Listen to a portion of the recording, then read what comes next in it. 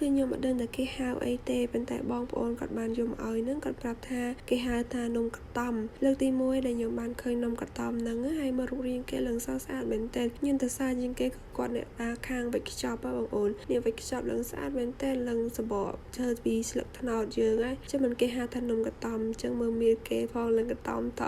ហើយឡើងស្អាតមែនទែនចឹងទៅគាត់បានយកមកឲ្យពេលល្ងាចកាយខ្ញុំចេញពីធ្វើការរៀងយប់ហើយអញ្ចឹងទៅក៏ unboxing សិត unboxing ជាលេងណាគឺខ្ញុំចាប់ផ្ដើមនាំគ្នាញ៉ាំទាំងយប់តែម្ដងព្រោះភ្លុកដែរព្រោះយើងអត់ដែរហូបលើកទី1ដែលខ្ញុំបានឃើញអញ្ចឹងក៏ខ្ញុំយកមកសាកញ៉ាំមួយទៅខ្ញុំអត់បានច្រើនទេបងអូនញ៉ាំបានតែ1 2ទេខ្ញុំគ្រាន់តែយកមកខ្ញុំសាកបនគេមកហើយបើឆ្នោខាងក្នុងវិញគឺស្តៀងដូចនំកាឡានអញ្ចឹងតែក៏ប៉ិតមិនមែននំកាឡានទេគឺនំកតំទេបើរសជាតិវិញគឺឆ្ងាញ់មួយយ៉ាងម្នាក់ទេអញ្ចឹងគឺខ្ញុំបានញ៉ាំមុនគេនេះសកម្មភាពដែលខ្ញុំកំពុងតែចាប់ផ្ដើមញ៉ាំហើយអញ្ចឹងទៅគឺពុះហើយគឺចាប់ផ្ដើមញ៉ាំតែម្ដងហើយអរគុណបងប្អូនមកសិនជាកន្លែងណាដែលខ្ញុំនិយាយខអេសូមអភ័យទោសផងណាបាយបាយ